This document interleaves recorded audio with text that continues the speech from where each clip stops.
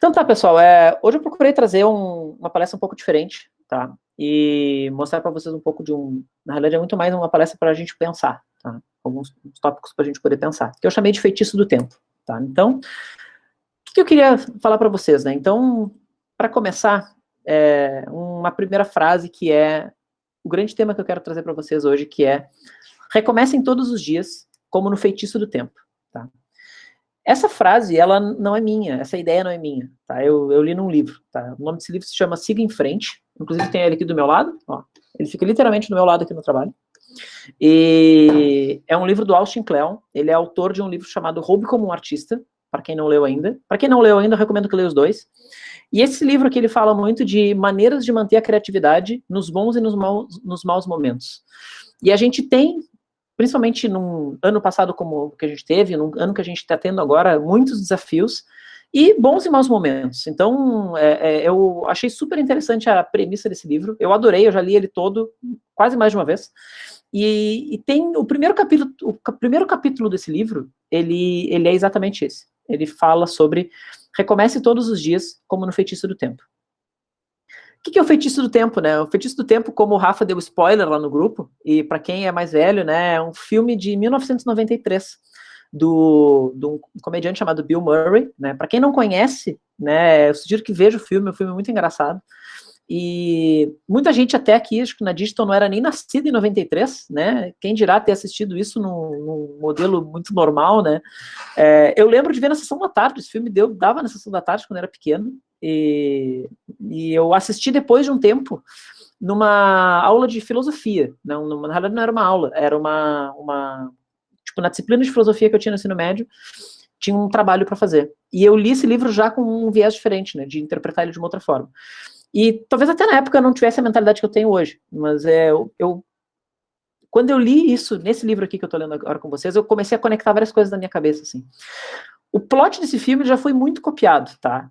Mas assistam o original. O original é muito melhor do que qualquer outra cópia, né? Por exemplo, como a cópia do Netflix aqui com o Leandro Hassum, tá? Não assistam. Eu não assisti ainda, mas me disseram que é uma agressão ao filme original. Então, é uma cópia fajuta. Não assistam Feitiço do Tempo. Mas o plot do filme do Netflix é o mesmo, tá?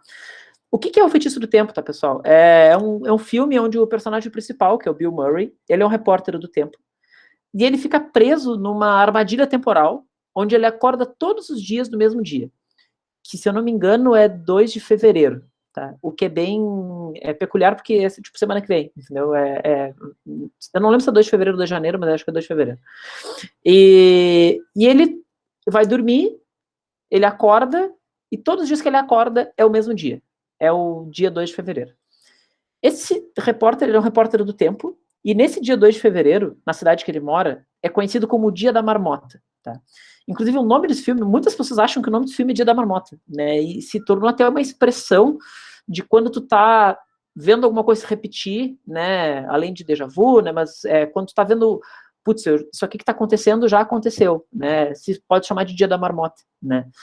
Por que Dia da Marmota? Porque nesse dia, nesse ano, nesse filme, na história desse filme, uma marmota, ela faz previsões do tempo, assim, ela faz a previsão de quantas vezes vai chover no inverno, como é que vai ser o inverno, baseado na sombra da marmota. É uma coisa bem... É um filme de comédia, né? Então, e esse repórter, ele é um repórter do tempo, e ele vai fazer essa reportagem, né? Ele vai até lá cobrir o dia que a marmota, que se chama Phil, ela sai e aí se faz a previsão do tempo baseado na sombra dela.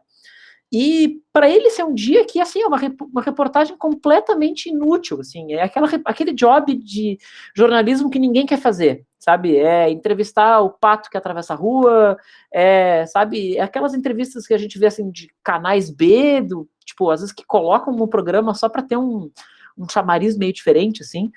E ele tá nesse dia. E ele tá preso exatamente no dia que ele mais odeia, assim. É o dia aquele job que ele não quer fazer.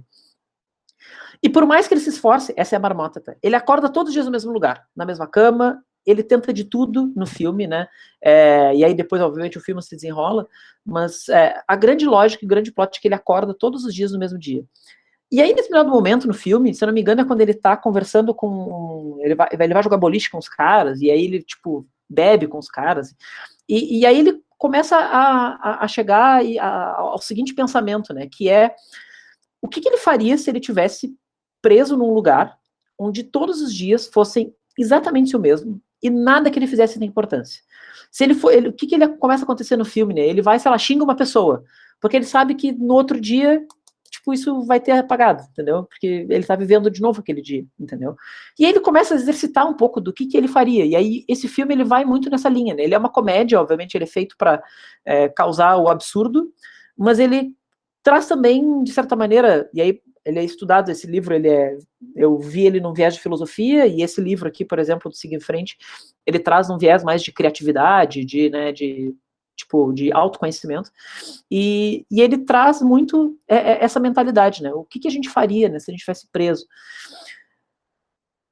Esse livro, ele comenta muito que tanto processos criativos quanto a nossa própria vida, ela não é linear, né? Por mais que a gente acredite que ela seja, tipo, que nos leva de um ponto A a um ponto B, para qualquer objetivo que a gente tenha, muitas vezes ela não é linear, né? A nossa vida é muito mais parecida com isso aqui. É uma grande bagunça, né?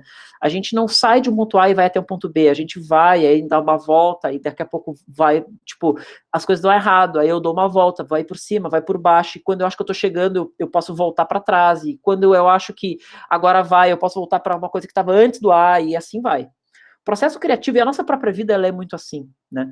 E quando eu li esse livro e quando eu já lembrei do filme que eu tinha visto, eu me lembrei de uma experiência minha e comecei a concatenar coisas, assim. Para quem me conhece há mais tempo, sabe que eu passei por um processo de 2013, né? De 2013 a 2015, eu emagreci 30 e poucos quilos, tá? Aqui tem uma foto do meu ponto A, que em dezembro de 2013, né, eu estava pesando 127 quilos, e aqui um ponto B, em dezembro de 2015, né, que eu já estava com 77 quilos, né, que foi o peso menor que eu cheguei, assim. Eu já recuperei alguma parte desses quilos, não todos, alguns, né, isso talvez seja um assunto para uma outra palestra, mas na realidade não é muito o que importa nesse momento, tá? O que eu queria mostrar aqui é como que foi esse meu processo de chegar do ponto A ao ponto B e o que isso tem a ver com o feitiço do tempo, né?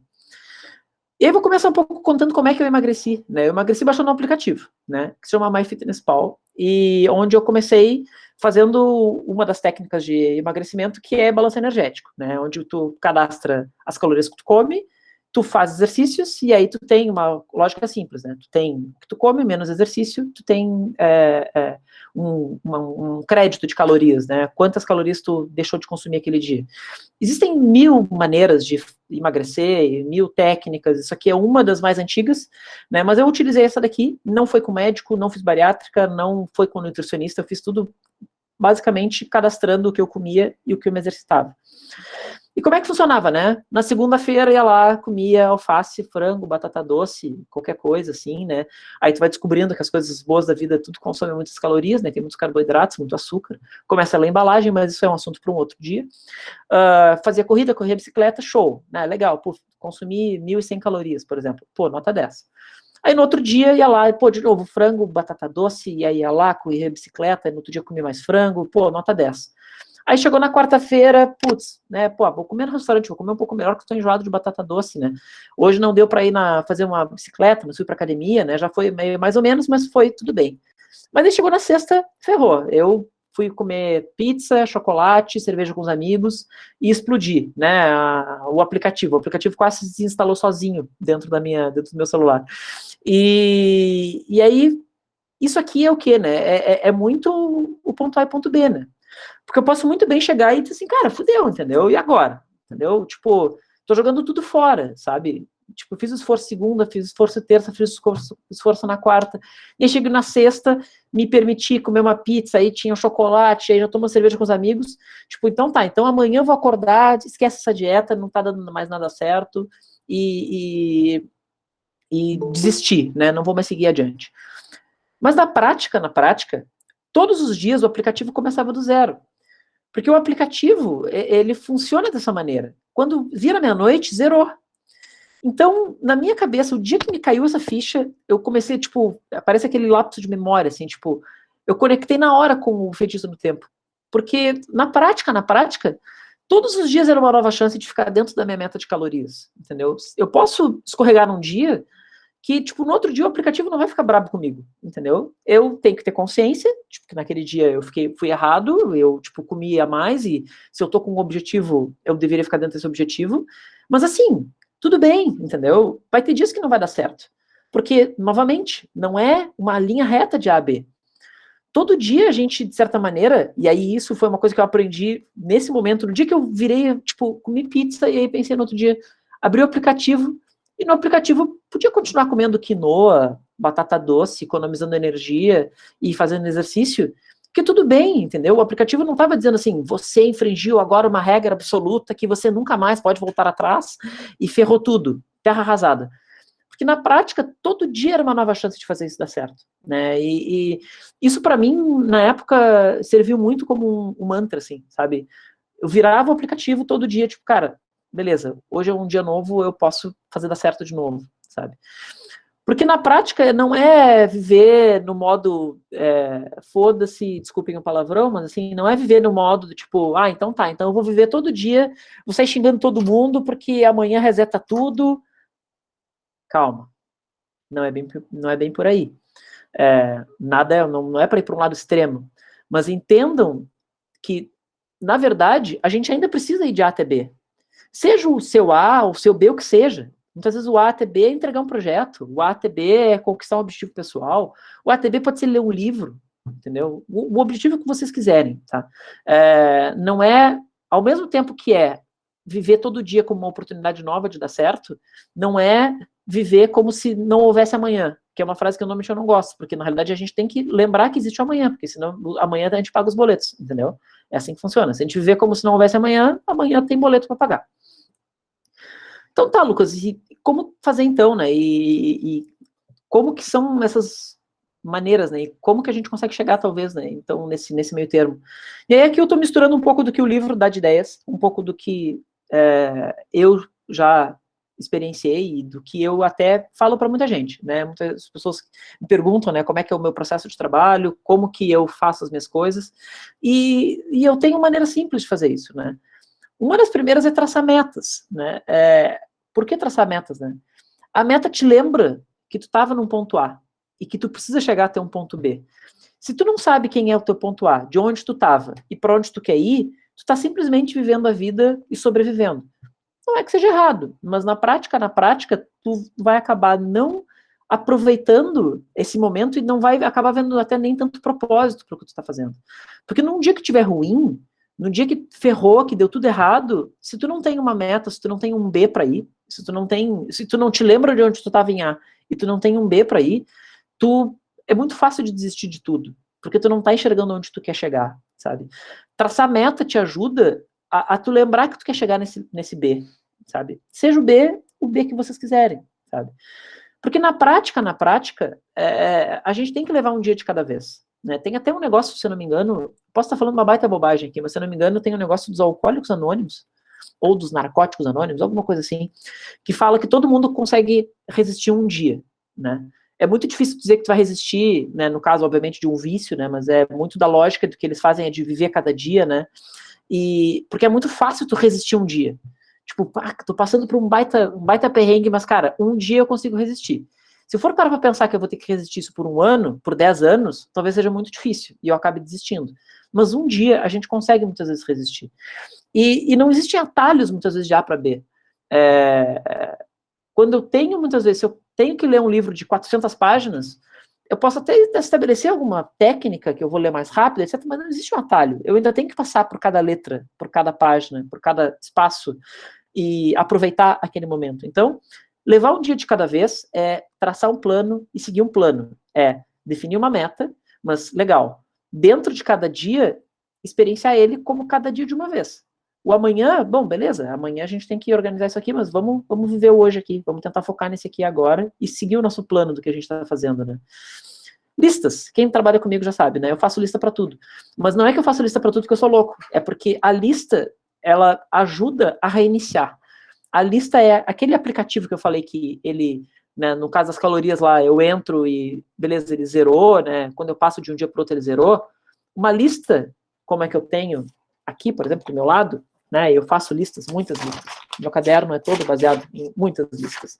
Por que isso? Porque no dia que eu tô de saco cheio, e eu acordo, e fiz o café, e às vezes a gente tá de saco cheio por N motivos, a lista me ajuda a reiniciar. A rotina e a lista do que eu tenho que fazer me ajuda a, às vezes, não ter que pensar. Eu não quero ter que pensar no que eu tenho que fazer agora. Eu quero simplesmente sentar e fazer. Eu quero simplesmente sentar e trabalhar. E para eu poder sentar e trabalhar, eu tenho que ter um algoritmo, um procedimento. E a lista me ajuda a isso. Às vezes, no dia ruim, no mau momento, e o dia ruim pode ser por N motivos, eu não preciso pensar. Ela me ajuda e me atalha em relação a isso. E na prática, aonde que isso leva, né? Qual é o grande recado que eu queria deixar e como que a gente tem que pensar, né? Porque é muito fácil vir falar das coisas nos bons momentos, né, pessoal? Das coisas quando tá tudo maravilhoso e tá tudo certo e tipo, tá tudo. Mas na prática a gente tem dias ruins. Tem o dia que o cliente pega um layout que a gente fez em PSD e sobe um arquivo com Paint por cima. Tem dia que o cliente manda logo em JPG e não manda em SVG. Tem briefing que vem torto. Tem discussão com um colega, discussão de trabalho, uma discussão com um colega que não é legal. Ou teve uma decisão que foi tomada que foi ruim, que não foi legal. Isso acontece todo dia com a gente. Não, assim, em qualquer trabalho, em qualquer ramo, sempre a gente vai ter um dia ruim, até na nossa própria vida, entendeu? Vai ter o dia que tu vai ter vontade de comer uma pizza de chocolate, porque tu não vai precisar descontar e ter um reforço de açúcar no sangue para, né, para o teu cérebro entender que tu tá te recompensando por isso.